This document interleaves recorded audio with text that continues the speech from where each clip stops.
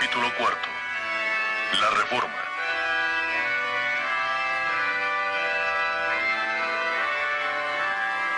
La reforma, claro está, es un término técnico que significa la separación de los reformadores de la Iglesia como se había desarrollado en la Edad Media y que se conoce como Iglesia Católica Romana. Pero en realidad lo que la reforma tenía que entender era el alejamiento de los elementos humanistas que intervenían en la Iglesia durante la época medieval.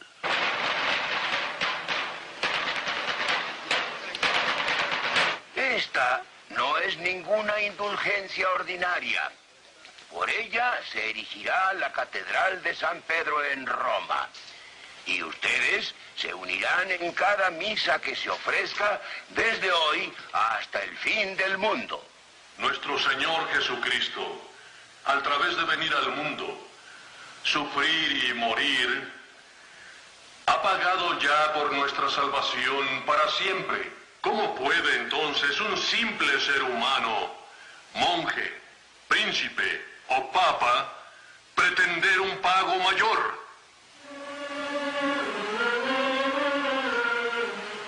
En materia de fe, no creo que ni el concilio, ni el papa, ni ningún hombre tenga poder sobre mi conciencia. Y cuando difieran de las escrituras, reniego del papa, del concilio y de todo. Un simple laico armado con las escrituras es más grande que el más poderoso papa sin ellas. Cuando el Alto Renacimiento se acercaba a su fin, en el sur de Europa, la Reforma vino a explotar en el norte de Europa.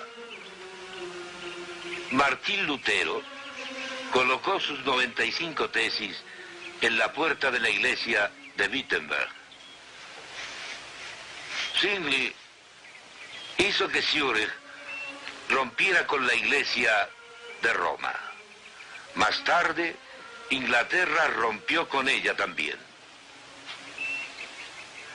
Juan Calvino, el reformador ginebrino, escribió su Instituta.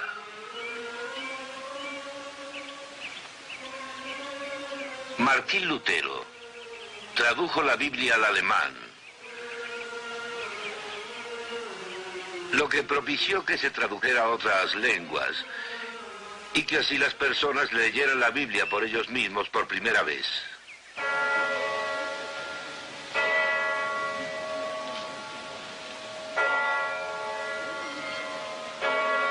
La Biblia les demostró que las personas individuales podían llegar a Dios por la fe sobre la base de la obra concluida de Cristo. Todo era solo por gracia de Dios. Previamente, la persona que entraba a alguna de estas iglesias la apartaba de lo que era el centro de su adoración, el altar que estaba en el frente localizado en el presbiterio separado por un cancel de madera o de fierro.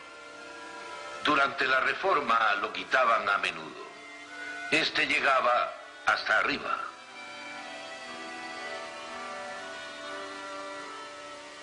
Luego la Biblia se colocó en donde estaba el cancel, para demostrar que la enseñanza de la Biblia le abrió el camino a las personas para llegar a Dios directamente.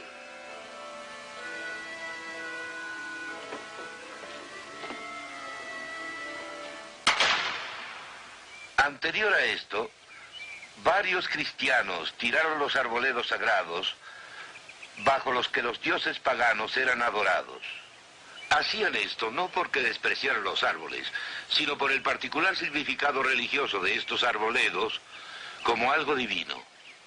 De la misma manera en la Reforma, algunos de los hombres y mujeres de la Reforma, muchas veces hasta los doradores mismos de imágenes, destruyeron varias de las estatuas y de las pinturas de santos y de madonas. Desearíamos hoy en día que las hubieran tomado y depositado en una bodega durante unos 100 años y luego se podrían haber sacado y puesto en un museo. En ese momento de la historia eso era demasiado pedir. Para la mujer y el hombre de la Reforma, estas no eran objetos de arte. Eran imágenes para adorar, obstáculos que se interponían entre ellos y Dios. Habían descubierto el énfasis bíblico. Solo hay un mediador, Jesucristo. Estas imágenes vinieron a representar para ellos lo que antes habían rechazado en su religión. ¿Qué habían rechazado? 1. Que la Iglesia había igualado su autoridad con la autoridad de la Biblia. Solo hay una interpretación adecuada de las Escrituras, la que la Iglesia ha establecido.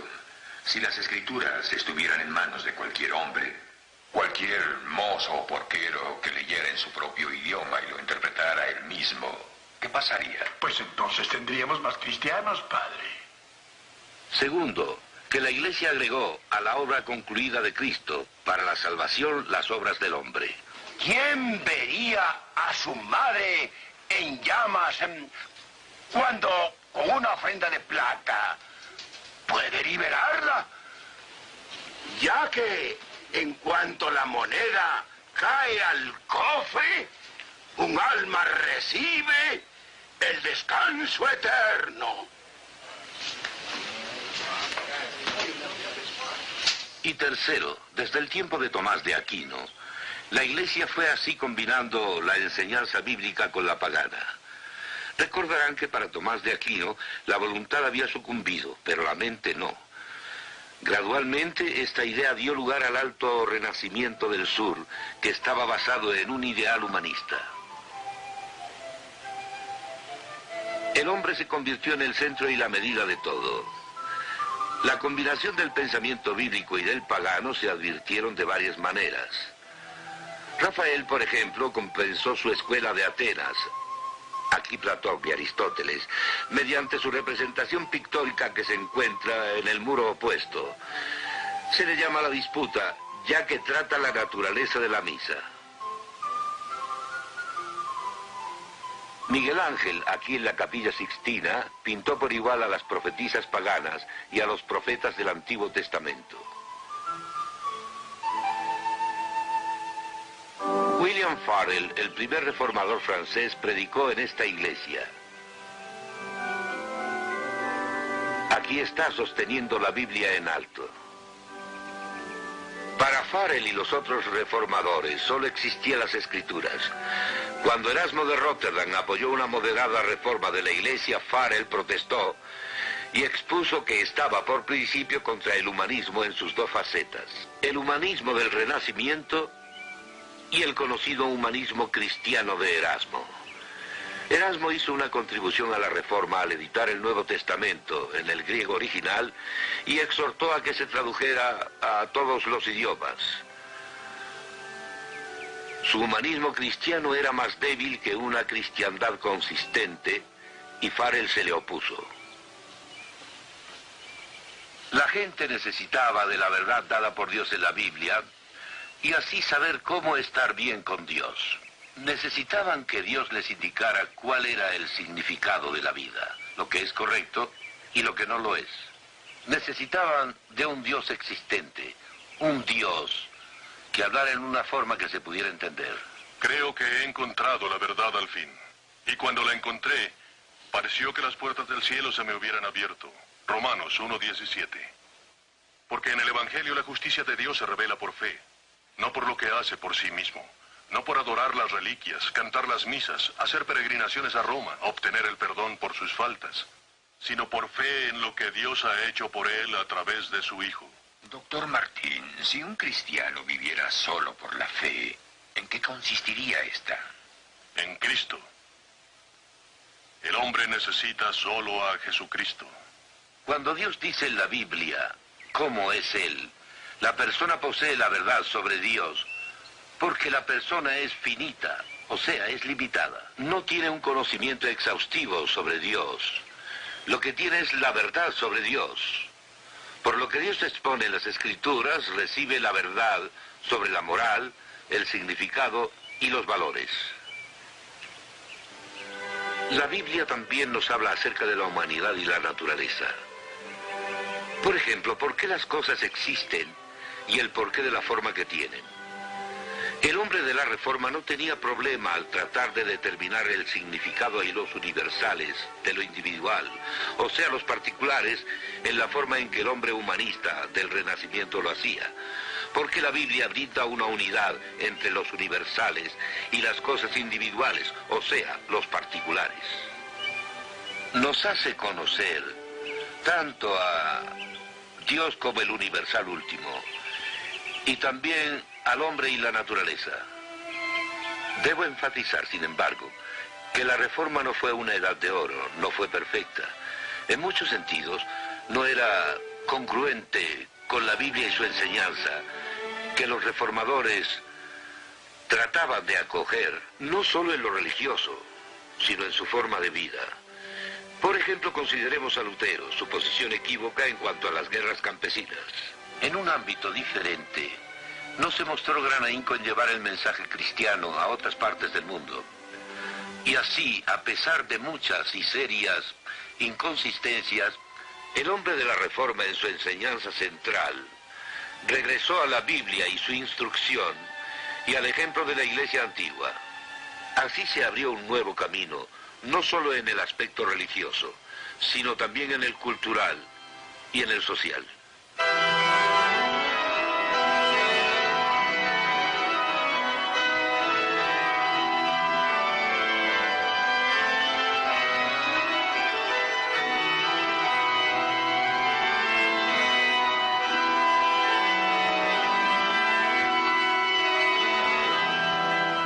Esta música es el resultado directo de la reforma cultural y también de la cristiandad bíblica de esa época. El compositor es Johann Sebastian Bach.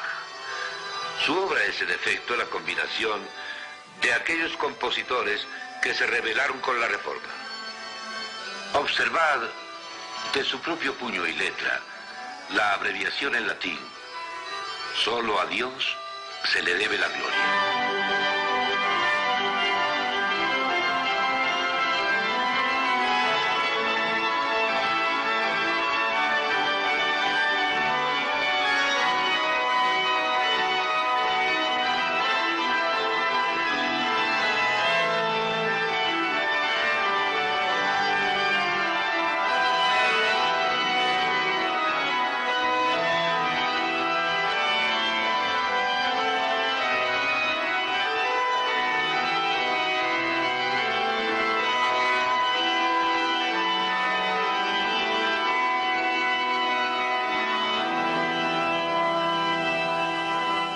Debemos entender que la Reforma tuvo muchas facetas, aunque en realidad los resultados de la Reforma no se advirtieron de inmediato, sino a lo largo del tiempo. Desde el mero principio, las formas de vida comenzaron a cambiar, gracias a la base de la enseñanza de la Reforma. El gobierno de la Iglesia, por los diáconos de la congregación, dejó libre el paso para un mayor desarrollo democrático. El hombre, según la Biblia, está hecho a la imagen de Dios, por lo tanto, tiene dignidad. En tiempos de la Reforma, esto significaba que todas las vocaciones en la vida eran dignas. La del honesto mercader o del ama de casa, así como la del rey.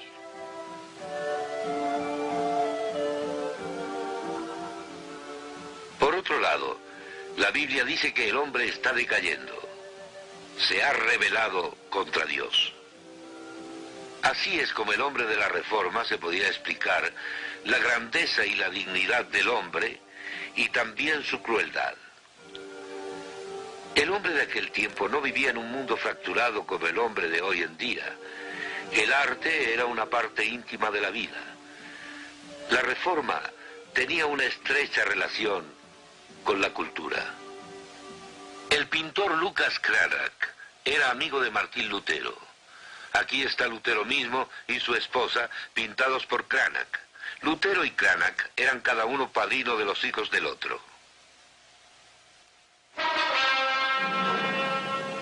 El viernes anterior al domingo de Pentecostés, en el año de 1521, llegaron noticias a Amberes de que Martín Lutero había sido capturado a traición, ya que cuando al heraldo del emperador Carlos se le ordenó que lo acompañara con su guardia imperial, tenía confianza en esto. Esto proviene del diario de Alberto Durero, quien no quiso que se publicara. La noticia de que Lutero había sido capturado parecía ser falsa. Su vida estaba en peligro, pero sus amigos lo escondieron. Y fue iluminado por el Espíritu Santo y manifestó su verdadera fe cristiana. ¿Estará aún vivo? ¿O ya lo han matado? No lo sé. En ese caso ha sufrido por la verdad cristiana.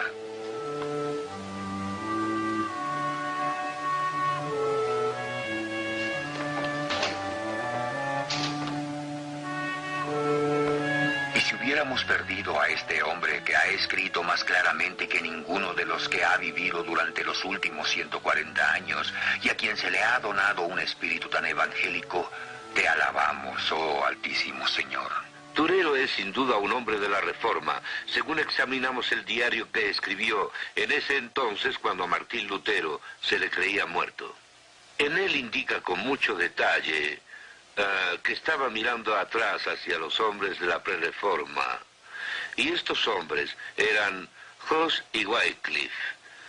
Hus tuvo una tremenda influencia en Alemania en esa época. Y Durero expone muy claramente en su diario que recuerda a estos hombres y que su obra se deriva de ello. Y más aún si se examinan sus grandes obras.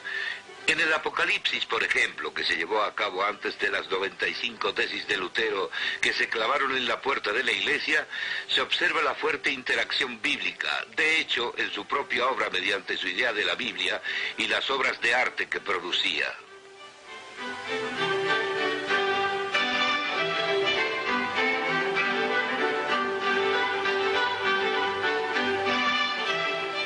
Las huellas de la creatividad del hombre representan su concepto del mundo que casi siempre se deja entrever. Y el arte que surgió de la Reforma muestra las huellas de su base bíblica.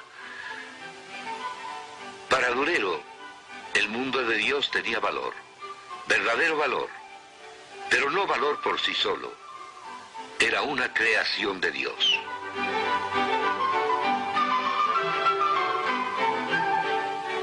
Muchas obras de arte surgieron de la Reforma cultural. Por ejemplo, el levantamiento de la cruz por Rembrandt.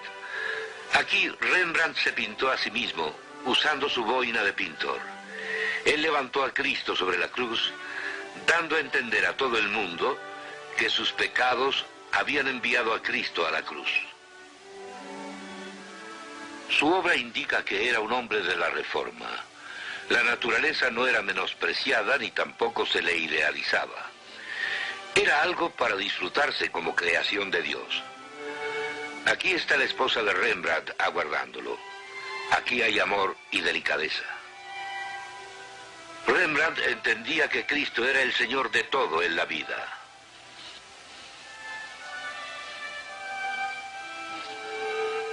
Por lo que hemos visto, está claro que cualquiera que diga que la Reforma menospreció el arte y la cultura, o que no produjo arte y cultura, no sabe lo que dice o no es honesto.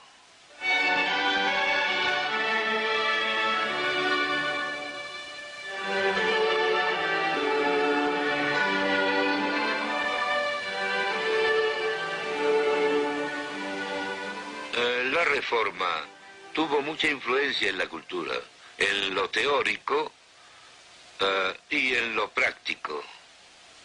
En lo teórico, porque estas personas, si se examina a los eruditos holandeses, por ejemplo, realmente creían en el señorío de Cristo sobre la vida en total. Veían la naturaleza como algo maravilloso, las hojas, las flores, algo bello, ya que era el universo de Dios. En lo práctico, por supuesto, sencillamente produjo más cultura, fluyendo hacia adelante como en ríos. La pintura de la Reforma holandesa es uno de los puntos máximos de la pintura en el mundo entero.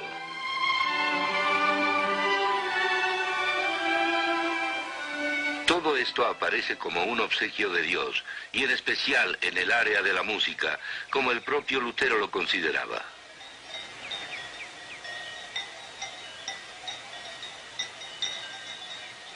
Este libro contiene los salmos con arreglo musical. Proviene de Ginebra. Algunas personas creían que eran muy alegres y hasta con ironía les llamaban gigas ginebrinas. El propio Martín Lutero era un excelente músico, tenía buena voz de tenor y como instrumentalista se desenvolvía con destreza y vigor. Cuando su maestro de coro, Johann Walter, editó el libro de cantos de Wittenberg, Lutero mismo escribió en el prefacio: No soy de la opinión de que todas las artes deban ser destruidas ni que perezcan a través del Evangelio como personas fanáticas pretenden, pero con gusto querrán verlas y en especial la música como sirvientes de Dios quien las creó y nos las donó. En cuanto el cancel que separaba a la congregación del altar se removió, porque la Biblia abierta permitía a la gente el acceso directo a Dios, también la congregación pudo acercarse a Dios directamente cantando por primera vez en muchos siglos. Lutero mismo compuso la letra de la canción Castillo fuerte es nuestro Dios.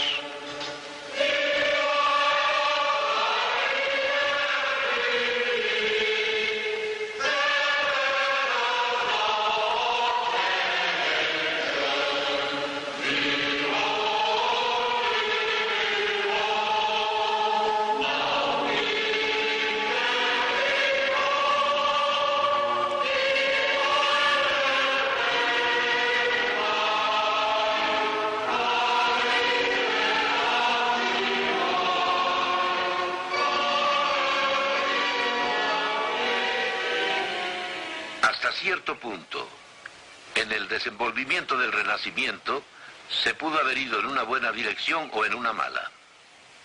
La libertad se introdujo, lo mismo en el norte por la Reforma que en el sur por el Renacimiento. Pero en el sur se produjo licencia. La razón fue que el humanismo del Renacimiento no pudo proporcionar un significado para las cosas individuales, para los particulares o los absolutos en el área de la moral. El humanismo que comenzó con el hombre como centro llega a no tener un significado para el hombre. Pero en el norte, el hombre de la Reforma, guiado por las Escrituras, recobró su dirección. Y la totalidad de la vida, así como la naturaleza, se convirtieron en algo bello y digno. Al hombre se le dio una razón para ser grande y se le dio una razón para ser libre, y todavía se precisaron valores absolutos. Puede decirse de esta manera: los elementos humanistas del Renacimiento se centraron en el hombre autónomo. La Reforma se centró en el Dios infinito y personal que no había guardado silencio, sino que había hablado en la Biblia. A menos de que me convenzan por las Escrituras, estoy sujeto a mis creencias por el texto de la Biblia.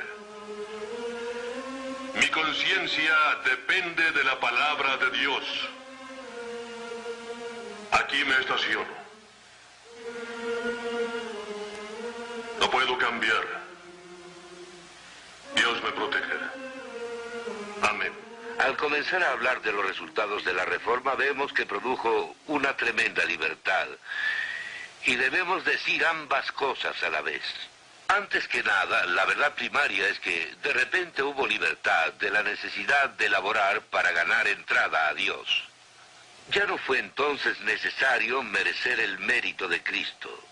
Uno debe entender la terrible esclavitud psicológica, porque si se esfuerza uno 100 veces para merecer el mérito de Cristo, ¿cómo sabe que no se tiene que esforzar uno 101 o 102 veces? Es una terrible esclavitud, y así cuando llegamos al Evangelio, a las buenas nuevas de que Cristo ya lo hizo todo y aceptamos esto mediante nuestra fe, quedamos libres de esta horrible, horrible limitación de que he hablado. Nos brinda muchas otras libertades, porque es una terrible limitación en realidad como hombre y hombre finito tener que actuar como Dios y lograr nuestros absolutos o tratar de hacerlo porque no se puede. es una esclavitud, y repentinamente cuando encontramos en la Biblia misma todo lo que nos proporciona los absolutos, estamos libres entonces para funcionar, ya sea en el área de la ciencia o la moral, o en cuestiones sociológicas o en patrones del comportamiento. Estamos libres para operar dentro del círculo de los absolutos que las Escrituras nos brindan.